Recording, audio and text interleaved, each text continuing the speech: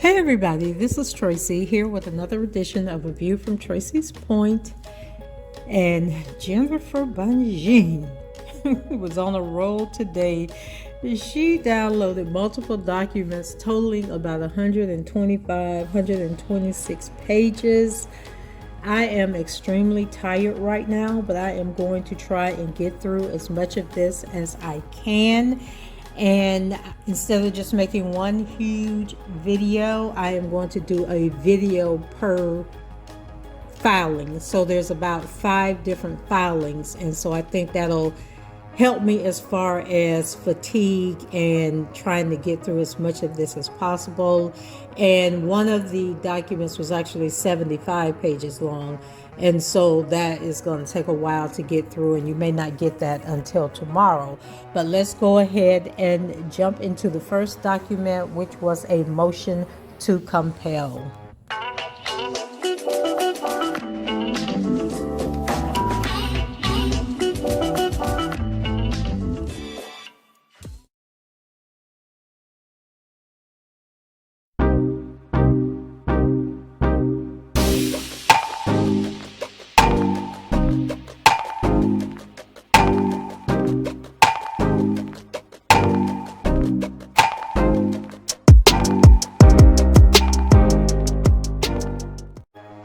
Okay, so the first document, this motion to compel, is regarding the federal informant, Mr. Larry McGee, and exactly what it was that he told the government.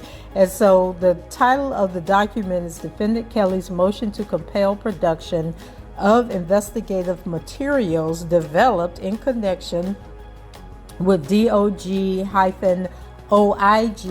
investigation of BOP officer and request for disclosure of whether government cooperator Larry McGee received leniency in his own case in exchange for assistance he provided in the prosecutions of defendant. And so I also believe this might include the whole Tasha K situation, the employee that was stealing Mr. Kelly's information. So she says, now comes Robert S. Kelly, defendant by and through his counsel, Jennifer Bonjean, respectfully moves the court for an order compelling the United States Attorney's Office to produce materials prepared in connection with the government's alleged investigation into Bureau of Prison officers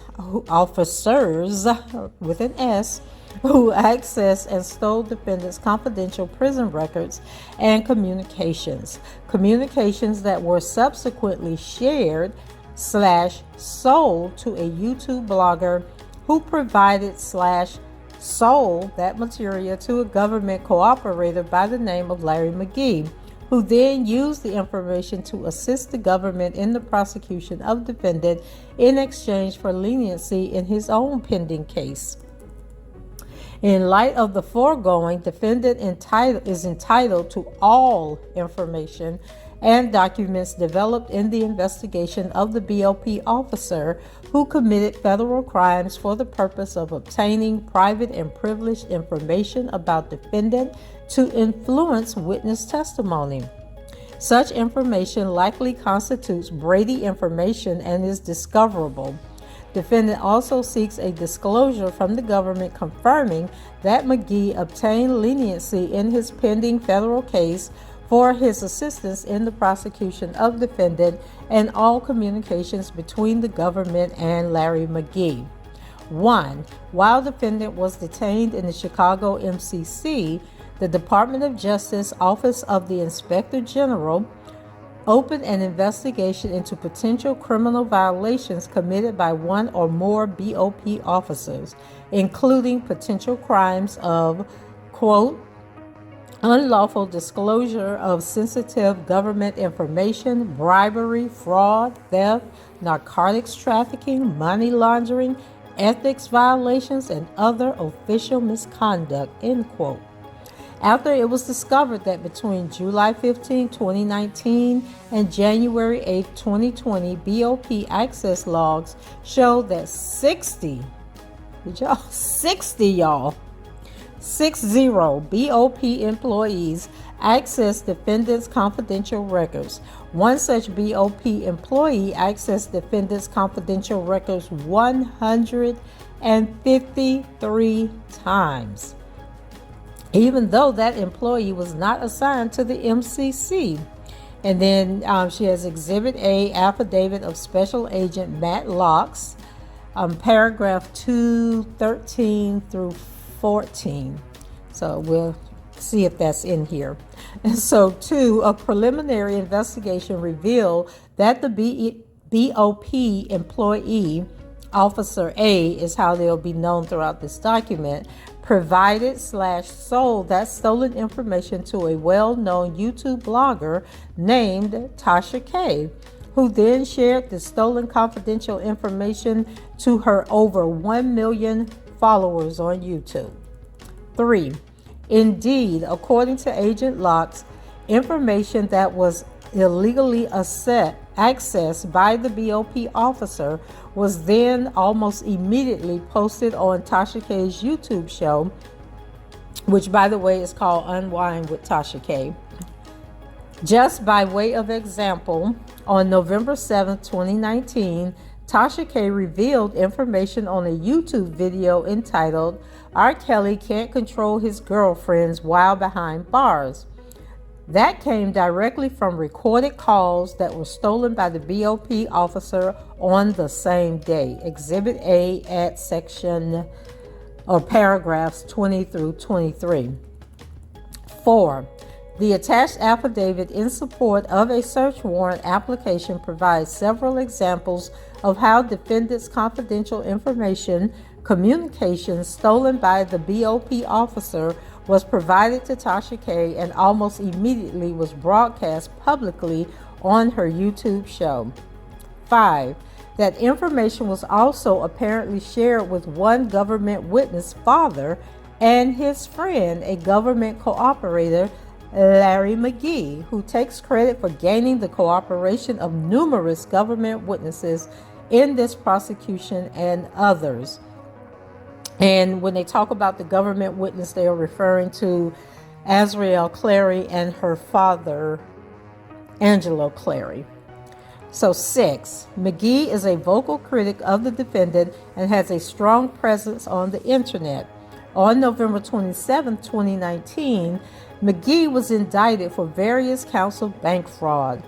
Exhibit B, McGee indictment. He pled guilty as part of a cooperation deal with the government, where he provided the government with substantial assistance in 3 separate prosecutions, namely 1, the prosecution of his co-defendants in his charged case, because we know Larry got a whole lot more time than the other 2 guys got.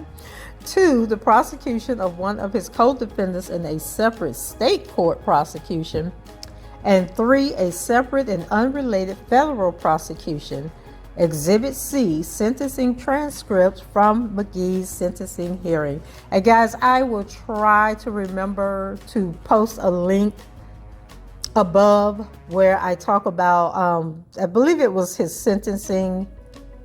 I did a video, I believe, on Larry's sentencing. And they have a little more information on what he did. Okay, so 7. McGee publicly bragged that the other federal prosecution he provided the government assistance with was the federal prosecution of defendant, although it is unclear whether that assistance was provided in connection to the Eastern District of New York or Northern District of Illinois cases or both. 8. Notably, McGee emailed AUSA Angel Cruel, and she was the one that kicked things off in the Northern District of Illinois, in January 2020 during the exact time period during which defendants' private communications and telephone calls were stolen by a BOP officer. AUSA Cruel responded to that email. Oh, did she now? Okay, so there's a note at the bottom of the page, and it says, although the government maintains that attorney-client communications were not recorded or accessed by any BOP officers, defendant maintains that information that he shared with his then attorney was clearly accessed, as one government witness confronted defendant with the information that she could not have learned unless she or someone known to her had accessed his attorney-client phone calls. Okay, not that we out here confronting folks. So then they have a screenshot, and it says witness intimidation, the grown man show, Angel Cruel. Thank you for sending. So Angel Cruel responded to Larry and said, thank you for sending this. AUSA Angel Cruel sent with my phone, and that was on January 15th, 2020 at 3:59 p.m. Okay. And then number 9, McGee was sentenced on May 6, 2021 in connection with his own case. He received a significant departure pursuant to 5K1.1 due to his cooperation and assistance to federal government, which McGee has bragged included assistance in the prosecution of the defendant. Notably, in the sentencing minutes attached as Exhibit B, the district court judge mentioned McGee's cooperation and assistance in another federal prosecution more than once, and noted that the AUSAs assigned to the case disclosed to the judge in chambers that McGee's assistance in that matter was useful and significant. Exhibit C, at pages 53 through 54. 10. Although the sentencing transcripts do not expressly indicate that defendants' federal cases are the other federal prosecutions in which McGee provided assistance to the government, McGee himself has publicly taken credit for turning various witnesses into government witnesses in the Kelly prosecutions. He even claims that he, quote unquote, got witnesses to lie for the government. See, and then it's Google Drive, and I'm thinking it must be one of Larry's videos that she done attached to this document. Oh, I guess I can open this. I don't want to open it. Okay, I'm not going to open it. I'm going to assume that it is one of Larry's videos. So 10, on May 16, 2022, defendant filed a motion with this court seeking all information in connection with the alleged DOJ-OIG investigation into this very serious matter. Docket 195. The government stated that it would investigate the matter, but to date has failed to provide any discovery other than the affidavit in support of the search warrant that was unsealed in August 2021 and attached as Exhibit A. 11. The government will not confirm or deny that an investigation is ongoing into this matter, although it appears that it has been swept under the rug since no indictments have been filed in a case with a serious and very clear violation of federal laws. Notably, the BOP officer at the heart of this investigation retired immediately after these crimes came to light. Based on Agent Locke's affidavit, it is suspicious that Officer A has not been indicted in connection with what appears to be plain and obvious violations of federal law. 12. Additionally, even though the U.S. Attorney's Office has clearly had communications with Larry McGee, as shown by an email sent to McGee by AUSA Cruel, the government has not provided any communications between McGee and AUSAs and has not disclosed whether McGee provided assistance in the prosecution of the case, the Eastern District of New York case, or both. Wherefore, defendant seeks an order from this court commanding the U.S. Attorney's Office to produce all information related to the investigation of the BOP officer who accessed and stole his confidential information that not only made its way into the public domain, but also into the hands of a government cooperator who claims to have assisted the government in its prosecution of defendant. Defendant further seeks a disclosure from the government regarding whether McGee received leniency in his bank fraud case in exchange for his cooperation in the prosecution of defendant. Respectfully submitted, Jennifer Bonjean. Okay, Jennifer not playing with them. They might be playing with her, but she ain't playing with them, okay? So we're going to see where this goes, because I would think that if it is against the law to be accessing people's records and sharing it with YouTubers, then some charges should be forthcoming, right? But they just swept that right under the rug, I guess, because Mr. Kelly had them sorry attorneys, and they knew that the attorneys weren't going to follow up with the situation, so they thought they could get away with it. So I thought I was starting out with another document, but I opened up this 118-page document. So we're going to keep moving. And I'm sure Larry over there talking about this, making jokes about it. And Jennifer should have put in there that Larry was sentenced to a certain amount of time and didn't even do half the... Did he do half the time? What did Larry go into... When did he go? Was it June of last year? I don't know. He might have did close to what we thought he was going to do. Seemed like that time just went by really, really fast. Because I thought Larry wasn't going to get out until September of this year.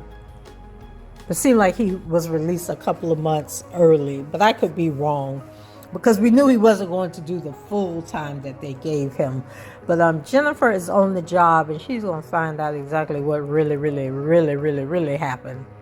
So the next page is something that was filed under seal.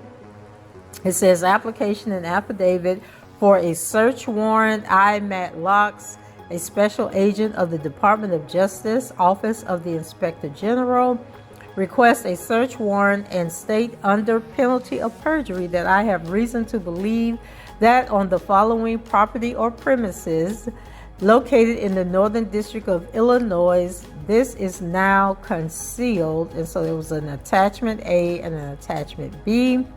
The basis of the search under Federal Rules of Criminal Procedure 41C is evidence and instrumentalities. The search is related to a violation of Code Section Title 18, United States Code Section 1030A2B. Offense description: unauthorized access of a computer, thereby obtaining information from the Federal Bureau of Prisons. And this was filed on, well, it was received on February 27, 2020.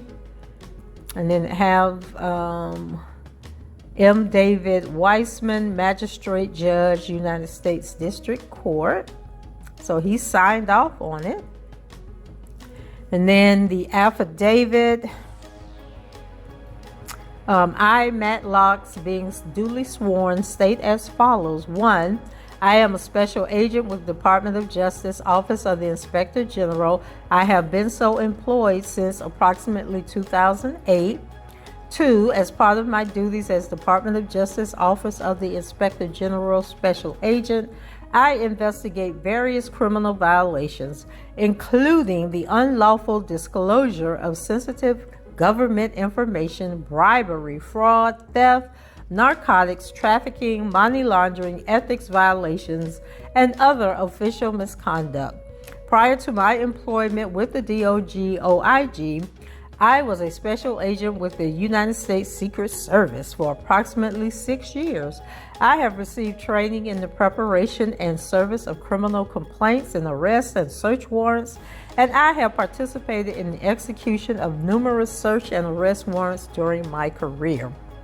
3. This affidavit is made in support of an application for a warrant to search a black HP desktop computer bearing serial number 2U88480JG51506 that is currently in the care and custody of OIG, and then they have in parentheses the subject computer, For evidence and instrumentalities described further in Attachment B concerning the unauthorized access of a computer to obtain information from the Federal Bureau of Prisons in violation of Title 18 United States Code Section 1030A2B.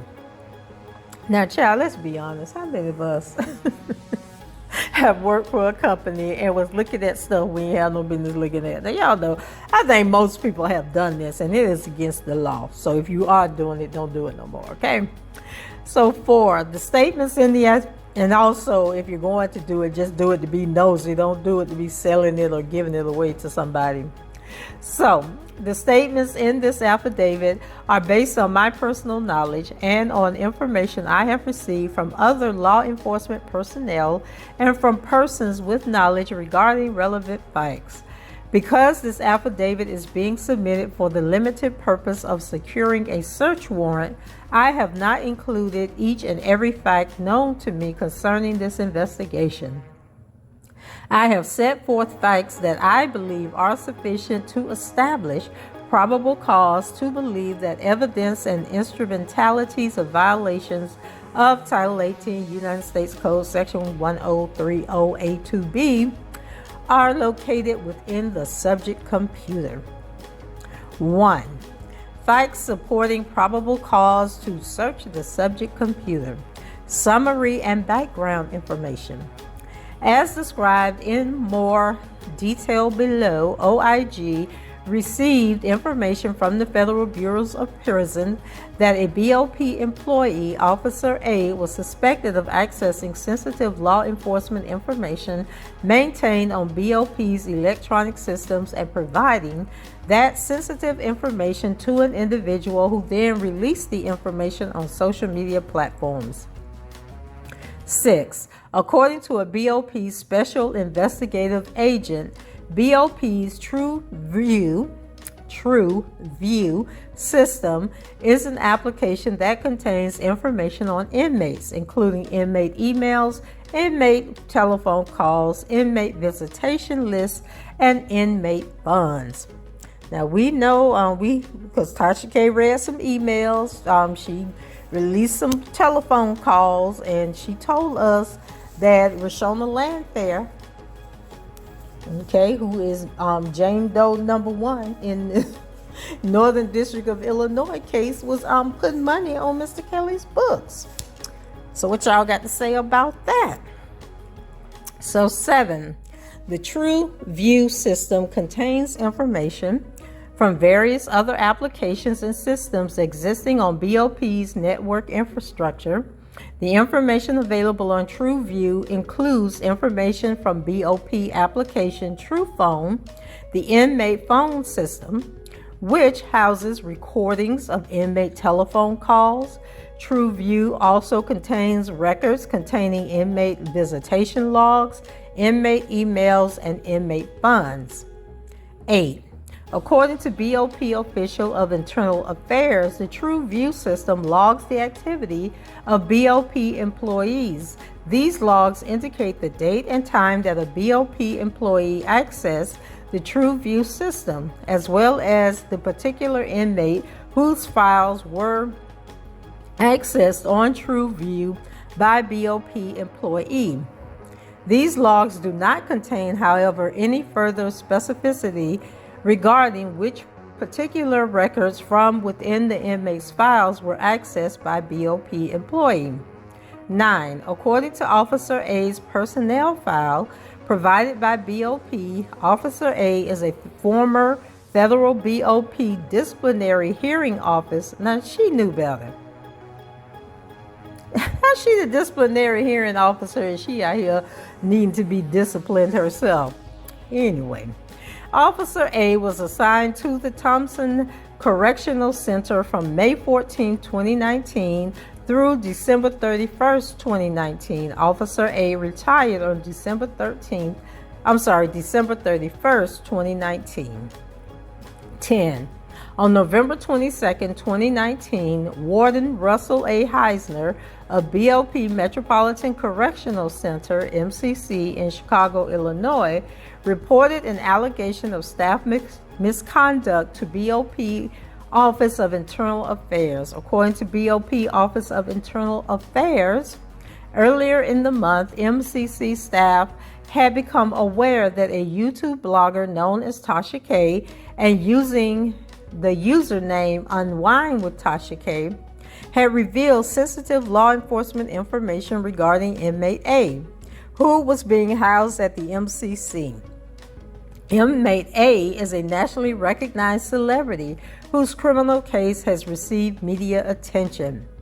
11. According to the BOP Office of Internal Affairs, and based on a review of a YouTube video posted by blogger Tasha K about inmate A, the content revealed by Tasha K was contained in calls made by inmate A that were recorded and maintained by BOP on the TrueView system. In other words, Tasha K revealed information that would have been known to BOP employees who had monitored inmate A's telephone calls or accessed the recordings of those calls. According to the referral of incident report prepared by BOP, the BOP staff that had the authorization to monitor or review these calls were MCC Chicago staff and staff with special investigative systems rights. 12. BOP provided OIG with logs that indicate which employee accessed records from its TrueView system, and when these actions occurred, these logs demonstrate which inmates' records a BOP employee accessed using the TrueView system, but do not provide further specificity such as which particular records within the inmate's file were accessed. 13. Based on my review of the access logs for the period from July 15, 2019 through January 8, 2020, 60 Bureau of Prisoner employees accessed inmate A's TrueView records, including Officer A. 14. Based on my review of the access logs, Officer A had accessed inmate A's TrueView records 153 times between July 15, 2019 and December 12, 2019. Because Officer A was not assigned to the MCC, Officer A was not authorized and had no official reason to access the records of inmate A during that period. 15. On January 15, 2020, BOP provided OIG with the subject computer, which was used by Officer A during Officer A's employment at BOP during the period of December 1st, 2019 through December 31st, 2019. Since January 15, 2020, the subject computer has been in OIG's custody.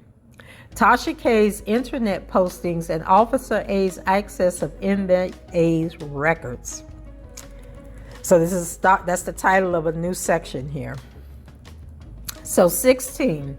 Law enforcement officials conducted open source research to obtain further information about the blogger Tasha K and any online accounts associated with that username or the username Unwind with Tasha K. Law enforcement officials determined that Tasha K reports on entertainment news and celebrity gossip on multiple social media accounts using the username Unwind with Tasha K, including a YouTube account and an Instagram account. 17. I reviewed the YouTube videos and Instagram posts posted by blogger Tasha K that pertain to inmate A. Tasha, you just... Has Tasha paid Cardi B that money she owe her? And don't she have another case coming up, something else coming up? I thought I heard about on the blogs. Okay, anyway, let's get into what was going on here. So Tasha K's January 12, 2020 Instagram post. And this is number 18 in the document. On January 12th, 2020, Tasha K posted a photograph on Instagram that depicted inmate A's BOP visitation list. What? The photograph, I missed that one, child. I need to go back and look for that. So the photograph appears to be a printout of inmate A's visitation list. Oh, I think that was the one that had the lady who was the clergy person and the uncle and a couple of more people. I think I did see that. So the photograph appears to be a printout of inmate A's visitation list that was obtained from BOP's TrueView system. The printout header indicates that the visitation record is sensitive but unclassified information. The upper left corner of the photograph of the printout contains the date and time, December 5th, 2019, 8:07 a.m. According to Bureau of Prison Information Technology personnel, this information indicates the date and time that the record was accessed on the TrueView system. 19. The TrueView access log showed that Officer A accessed inmate A's records on December 5th, 2019 at 8:07 a.m., the same time that the printout of inmate A's visitation log was accessed. Officer A was the only BOP employee to access inmate A's TrueView records on December 5th, 2019 at 8:07 a.m. Other BOP employees accessed inmate A's TrueView records at other times that day. Tasha K's November 7, 2019 and November 8, 2019 YouTube videos. 20. On November 7, 2019, blogger Tasha K posted a video on YouTube titled, Inmate A Can't Control His Girlfriends While Behind Bars. The video is publicly available, and then they give the link. Y'all can go look at it if you want to look at it, or just go over there to Tasha K channel and put in Tasha K and Mr. Kelly's name, and all the videos she's done on him should come up unless she's deleted them. But Tasha K is so proud of herself and the stuff that she does. I'm sure they are still out there, just like I'm sure some of those Cardi B videos are still out there too. So at the 26:25 mark of the video, minute mark of the video, Tasha K shares information about inmate A and two individuals with whom inmate A has a romantic relationship. At approximately the 26:54 minute mark of the video, Tasha K states that the information came from a phone tap somewhere. Tasha K then divulges information from phone calls involving inmate A, including the specific content of the communications. 21.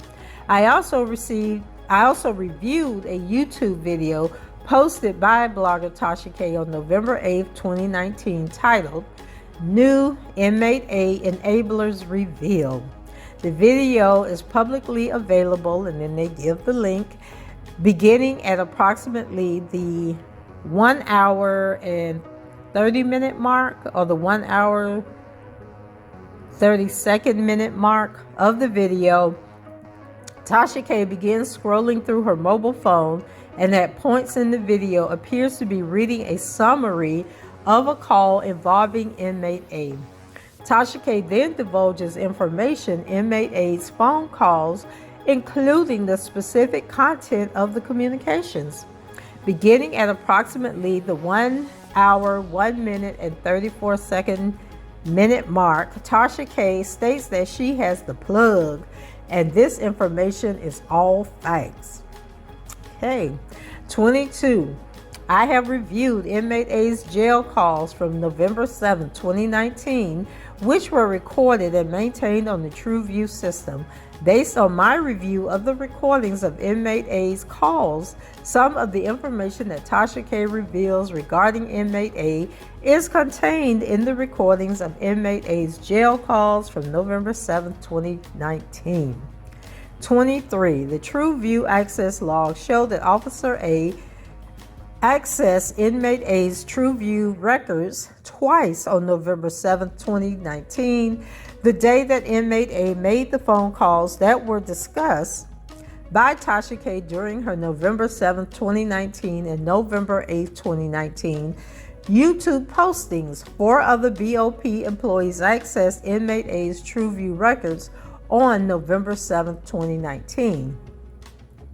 December 22nd, 2019 YouTube video. 24. I reviewed a YouTube video posted by blogger Tasha K on December 22nd, 2019, titled Inmate A's. And guys, where I'm saying Inmate A's in its titles, that is not what she said. She actually gave Mr. Kelly's name in the title, or his stage name in the title. Released emails proves he can't read or write. And I remember that video. The video is publicly available, and then they give the link at the 1 minute 40-second mark of the video, or it might be the 1 hour 40-minute mark of the video. Tasha K states that she has quote-unquote exclusive messages involving inmate A. Tasha K then proceeds to scroll through her phone and read portions of verbatim language of the email messages between inmate A and another person. Tasha K states that the dates of the emails are November 11, 2019 and November 14, 2019. I have reviewed inmate A's email communications, which are housed on the TrueView system, and the information that Tasha K reads during the video is contained in inmate A's email communications. The verbatim passages that Tasha K reads are the email communications themselves that are housed on the TrueView system. 25. I have also reviewed email communications that Officer A sent or received from Officer A's official BOP email address. These emails exist on the BOP network, and BOP provided law enforcement with the emails. 26. On November 13, 2019, Officer A sent an email from her official BOP email address to a Gmail address. The Gmail, it's getting rid of the storm outside. Wow. I'm sorry. Just a big roll of thunder just came through. So the Gmail address bears Officer A's first initial and last name and appears to be her personal email address. So she done sent the stuff from her work email address to her personal email address. Girl, you should have got your phone and took a picture of them emails. Anyway, so 27, the email contained an attachment named scan_0001. The attachment is 12 pages long and contains inmate A's records from the TrueView system. 28. The first 4 pages of the email attachment appear to be scans of printouts of inmate A's visitor logs. The corner of each page has been ripped away or obscured in the scanning process. According to BOP information technology personnel, the corner of the page would have contained the date and time that the record had been assessed. So she knew she was doing wrong and just trying to cover up. Page 5 of the attachment contains inmate A's funding log, which demonstrates transactions of funds flowing in inmate A and details on those funds, including the name and address of the sender and the amount sent. Again, the corner of the pages were torn away or obscured, and there is no date or time visible. And then there's a note on the previous page that says, as set forth more fully below, a warning banner appearing on all BOP electronic devices states, users should have no expectation of privacy as to any communication on or information stored within the system, including information stored on the network, emphasis added. Okay, 29. Page 7 of the attachment includes log information on email communications received by inmate A. It lists the time of the communication and the sender's email address. In handwriting below this log, someone has written, calls her cookie from Empire, end quote. Calls her cookie from Empire. Okay, 30. Who did Tasha K say? I can't remember if he was talking about Ariel in that statement. Based on the video, I don't have access to any of this information. I'm just trying to. I did watch Tasha K's video, but I don't have access to any of this stuff. And I'm just trying to remember what she said. So 30. Pages 9 through 12 contain what appears to be inmate A's email communications. The email communications are dated from the period of November 11, 2019 through November 13, 2019. 31. Inmate A's email communications on pages 9 through 12 of the attachment appear to include the emails that Tasha K divulged on her December 22, 2019 YouTube video. The subject computer. 32. The subject computer is owned by the Bureau of Prisoners. 33. Officer A used the subject computer in the course of her duties as the disciplinary hearing officer at the Thompson Correctional Facility. According to BOP records, Officer A used the subject computer between December 1st, 2019 through December 31st, 2019, which includes some of the period during which Officer A accessed inmate A's inmate records on the TrueView system. 34. I have reviewed a BOP policy entitled Computer Use Rules of Behavior, which sets forth certain rules for using BOP computer equipment, including certain prohibited uses. According to BOP Office of Internal Affairs, all BOP electronic devices, including the subject computer, are equipped with warning banners which display the quote-unquote computer user rules of behavior and appear on the screen of the device each time an employee logs on to the computer. So she had no excuse. 35. I have reviewed a copy of the warning banner that appears on BOP electronic devices. A. The warning banner states, by accessing and using this computer, you are consenting to such monitoring and information retrieval for law enforcement and other purposes. Users should have no expectation of privacy as to any communication on or information stored within the system, including information stored on the network and stored locally on the hard drive or other media in use with this unit. Example given: floppy drives, CD-ROMs, etc. 36. The warning banner lists certain prohibitions on the use of government computer resources, including A. Using government-owned software, information, or equipment for unofficial purposes exceeding what is licensed or authorized. B. Divulging sensitive government information to any person who is not authorized to have access to the information. Example, by emailing such information. C. Removing sensitive documents, electronic media from the workplace without proper authority. Well, it looked like she broke all three of them rules, whoever she is. So 2. Specifics regarding searches of electronic storage media. 37. Based upon my training and experience and the training and experience of specially trained personnel whom I have consulted, searches of evidence from electronic storage media commonly require agents to download or copy information from the electronic storage media and their components, or remove most or all electronic storage media items. Example, computer hardware, computer software, computer-related documentation, and cellular telephones, to be processed later by a qualified computer expert in a laboratory or other controlled environment.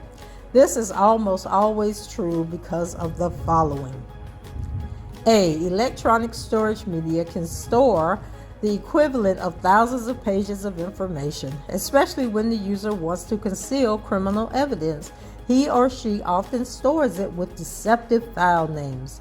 This requires searching authorities to examine all the stored data to determine whether it is included in the warrant. This sorting process can take days or weeks, depending on the volume of data stored, and it would be generally impossible to accomplish this kind of data search on site. B. Searching electronic storage media for criminal evidence is a highly technical process requiring expert skill and a properly controlled environment. The vast array of computer hardware and software available requires even computer experts to specialize in some systems and applications. So it is difficult to know before a search which expert should analyze the system and its data. The search of the electronic storage media system is an exacting scientific procedure which is designed to protect the integrity of the evidence and to recover even hidden, erased, compressed, password-protected, or encrypted files. Since electronic storage media evidence is extremely vulnerable to tampering or destruction, which may be caused by malicious code or normal activities of an operating system, the controlled environment of a laboratory is essential to its complete and accurate analysis. 38. In order to fully retrieve data from a computer system, the analyst needs all storage media as well as the computer. The analyst needs all the system software, operating systems or interfaces, and hardware drivers, and any application software which may have been used to create the data, whether stored on hard disk drives or external media. 39. In addition, electronic storage media such as a computer, its storage devices, peripherals, and internet connection interface may be instrumentalities of the crimes and are subject to seizure as such if they contain contraband or were used to carry out criminal activity. So let me pause here so I can scroll down and see how much longer this section is. Okay, I'm going to finish reading this section. It's only a couple of more pages, and then I'll upload this video. Or I might look and see. Maybe I'll go to an hour, whichever comes first. So, Part 3, Procedures to be followed in searching electronic storage media. 40. Pursuant to Rule 41E2B of the Federal Rules of Criminal Procedure, this warrant will authorize the removal of electronic storage media and copying of electronically stored information found in the subject computer described in Attachment A, so that information found in the subject computer may be reviewed in a secure environment for information consistent with the warrant. That review shall be conducted pursuant to the following protocol. Now, guys, keep in mind this document is from February 27, 2020. So they basically got the warrant and then did nothing with it. I guess they just decided they didn't want to prosecute the person and that they didn't want to investigate it. And I'm sure that's because Steve Greenberg, who was still on the job at the time, probably didn't press the issue because he really didn't care.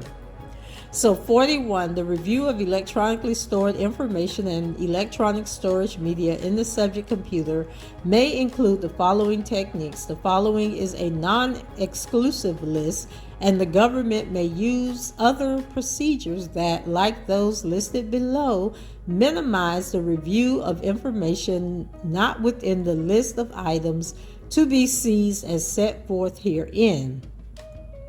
A. Examination of all the data contained in such computer hardware, computer software, and or memory storage devices to determine whether that data falls within the items to be seized as set forth in Attachment B. B. Searching for and attempting to recover any deleted, hidden, or encrypted data to determine whether that data falls within the list of items to be seized as set forth in Attachment B. Any data that is encrypted and unreadable will not be returned unless law enforcement personnel have determined that the data is not 1, an instrumentality of the offenses, 2, a fruit of the criminal activity, 3, contraband, 4, otherwise unlawfully possessed, or 5, evidence of the offenses specified above. C. Surveying file directories and the individual files they contain to determine whether they include data falling within the list of items to be seized as set forth in in attachment B. D. Opening or reading portions of files and performing keyword searches of files in order to determine whether their contents fall within the items to be seized as set forth in attachment B. 42. The government will return to the Bureau of Prisoners any electronic storage media removed from the subject computer within 30 days of the removal, unless, pursuant to Rule 41C2 or 3 of the Federal Rules of Criminal Procedure, the removed electronic storage media contains contraband or constitutes an instrumentality of crime, or unless otherwise ordered by the court. Now, child, in all this time, they could be done gotten rid of any evidence that there was. We're talking about 2 years ago, over 2 years, 2.5 years ago, that this whole investigation started and went nowhere. So they could be done blew up, set the laptop on fire, burned it up, tossed it out in the trash. We may never know what was on that thing. So, conclusion. 43. Based on the above information, I respectfully submit that there is probable cause to believe that the offense of unauthorized access of a computer to obtain information from the Federal Bureau of Prisons in violation of Title 18, United States Code Section 1030A2B has been committed, and that evidence and instrumentalities relating to this criminal conduct, as further described in Attachment B, will be found in the subject computer. As further described in Attachment A, I therefore respectfully request that this court issue a search warrant for the subject computer, more particularly described in Attachment A, authorizing the seizure of the items described in Attachment B pursuant to the protocol described in the addendum to Attachment B. Further, affiant saith not. Matlock, Special Agent, Department of Justice, Office of the Inspector General, and it was signed by the Honorable David M. Wiseman, United States Magistrate Judge, on the 27th day of February in 2020. And here go the attachments. So Attachment A, description of item to be searched. The subject computer is a black HP Elite desktop computer bearing serial number 2UA8480JG51506. The subject computer is in the possession of OIG. A photograph of the subject computer is below. And yep, it's a computer. Attachment B, list of items to be seized, evidence and instrumentalities concerning violation of Title 18, United States Code Section 1030A2B as follows. 1. All information, including documents, communications, or other items related to inmate A, any of inmate A's associates, Tasha K, or unwind with Tasha K. 2. All information related to any relationship or interaction between Officer A and the blogger known as Tasha K, or unwind with Tasha K. 3. All information related to internet history, websites visited, and internet searches that relate to inmate A, any of inmate A's associates, Tasha K, or unwind with Tasha K. 4. All information related to Bureau of Prisons Code of Conduct or computer rules of behavior. 5. All information related to Officer A's access of the TrueView system. 6. Items related to all names or contact information stored on the computer, including any electronically stored address books or contact lists. 7. All information related to any financial transactions or discussions of such transactions between Officer A and the blogger known as Tasha K. So Tasha K said that this girl gave her this information out of the goodness of her heart, that there was no money exchanged or anything like that. So she said she knows she ain't in trouble because she ain't asked the person for the information. They sent it on their own and she didn't have to pay for it. Now, that's what she said.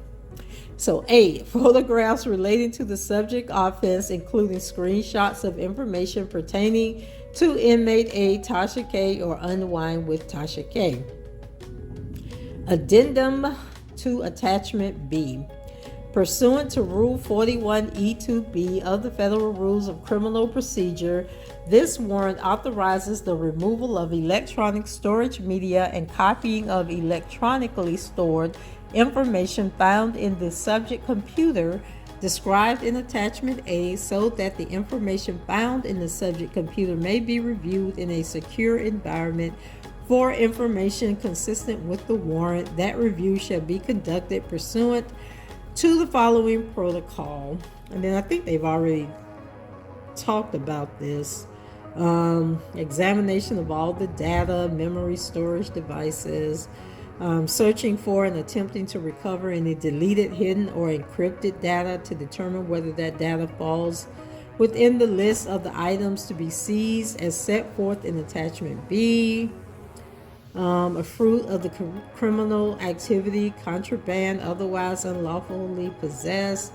C, surveying file directories and the individual files they contain to determine whether they include data falling within the list of items to be seized as set forth in Attachment B.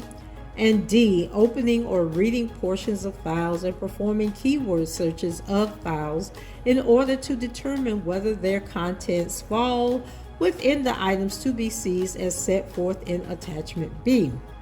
The government will return any electronic storage media removed from the premises described in Attachment A within 30 days of the removal unless pursuant to Rule 41C2 or 3 of the Federal Rules of Criminal Procedure, the removed electronic storage media contains contraband or constitutes an instrumentality of crime, or unless otherwise ordered by the court. And then we have the United States District Court, Northern District of Illinois, Eastern Division, search and seizure warrant. And this was, okay, that's the same date, the 27th. Search and seizure warrant to Matt Locks and any authorized law enforcement officer. An application by a federal law enforcement officer or an attorney for the government requests the search of the following person or property located in the Northern District of Illinois. See Attachment A and find that the affidavit or any recorded testimony establish probable cause to search and seize the person or property described above, and that such search will reveal. See Attachment B. You are hereby commanded to execute this warrant on or before March 4th, 2020 in the daytime, 6 a.m. to 10 p.m. Unless delayed notice is authorized below, you must give a copy of the warrant and receipt of the property taken to the person from whom or from whose premises the property was taken, or leave the copy and receipt at the place where the property was taken. The officer executing this warrant or an officer present during the execution of the warrant must prepare an inventory as required by law and promptly return this warrant and inventory to the issuing United States magistrate. Whoosh, yeah. Okay, let's see. Then they got a little form that they have to fill out. And then they got that exhibit again of the computer. And then a list of items to be seized. We've already talked about that. Not sure why it's in here twice. Addendum to Attachment B. Okay, we talked about this. Okay, we've already read that. Let's see. United States District Court, District of New Jersey. Oh, and then this is Larry's indictment. And I think I've already read this in that video that I am going to attach. But let's just skim through it. Indictment, the grand jury in and for the District of New Jersey, sitting at Newark charges. Count 1, conspiracy to commit bank fraud. Background. 1. At all times relevant to this indictment, A. Defendant Adam D. Arena was a resident of Phoenix, Arizona. B. Defendant Dwayne Modalist was a Modalist, I can't remember how Larry pronounced that man's name, was a resident of Las Vegas, Nevada. And 3. Defendant Larry L. McGee, aka Deshaun Modalist, was a resident of Las Vegas, Nevada. D. Synchrony Bank. Synchrony was a financial institution as that term is defined in Title 18 United States Code Section 20, offering, among other things, credit cards to customers.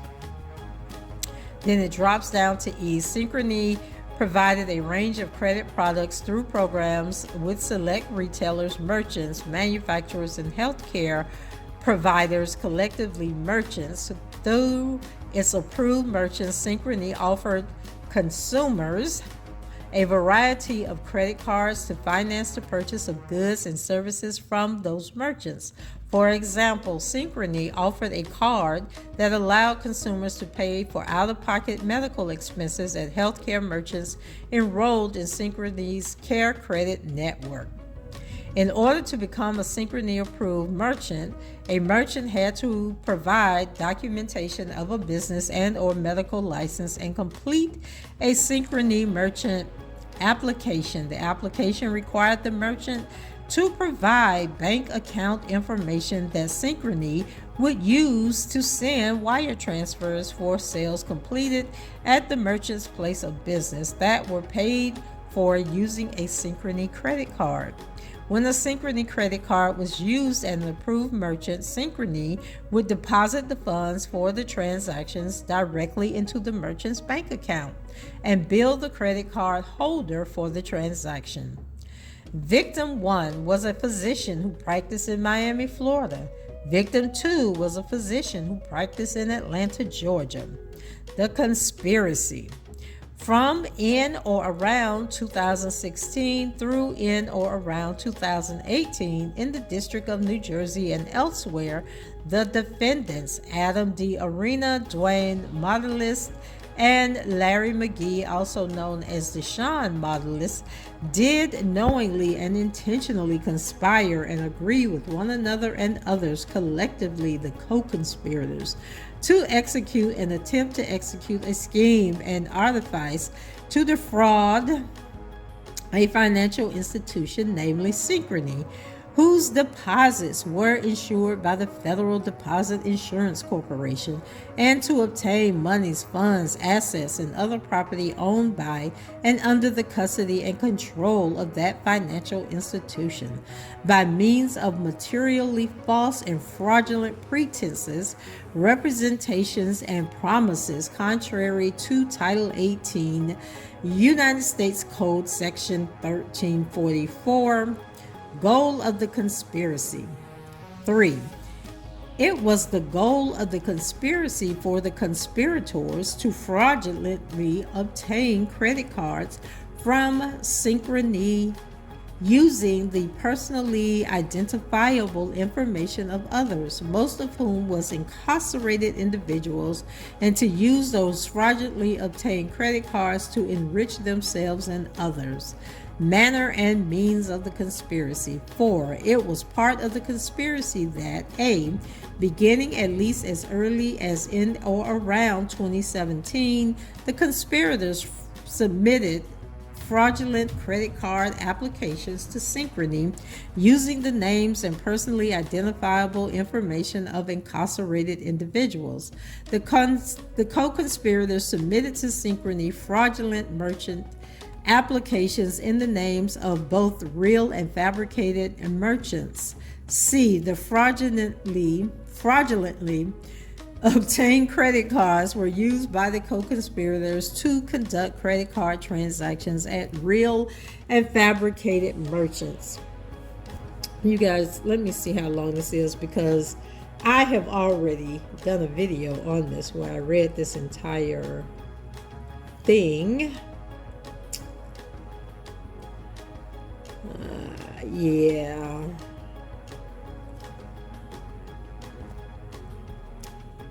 Okay. Yeah, this goes on a little bit too long.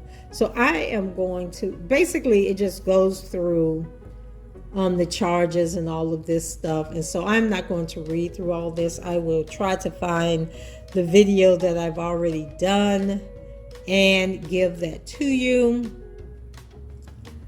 And let's see, because then they go over the indictment again. And then they have a whole bunch of stuff that's redacted, like pages and pages of redacted information. And that must be where, you know, they striking a deal with Larry. Yeah, there's a bunch of pages of redacted information. So that must be the plea hearing information that they are providing here. Yeah, it's a whole bunch of, as I'm talking to you all, I'm scrolling down. I'm already to 30 pages of redacted information. Okay. So let's see what this is once it picks back up.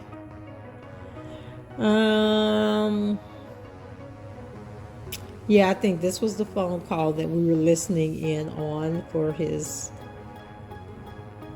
Yeah. Okay.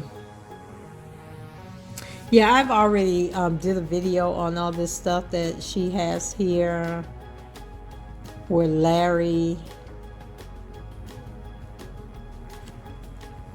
because now they have the transcript of the sentencing hearing. Let's see. Yep, I believe that's what the rest of this is. So I am going to go ahead and stop this video here, and I will look for the video that I've already done on this and attach it. And you know, guys, what I mean by pin it to the top. If you look at the top of the video, you should see these little pop-ups come up, and you can click on that. I know I listened to the hearing because it was a call-in number, but if I didn't record, if I didn't like read this document, I'll go ahead and do a second video where I will because they talk about Larry's daughter helping him with the blog.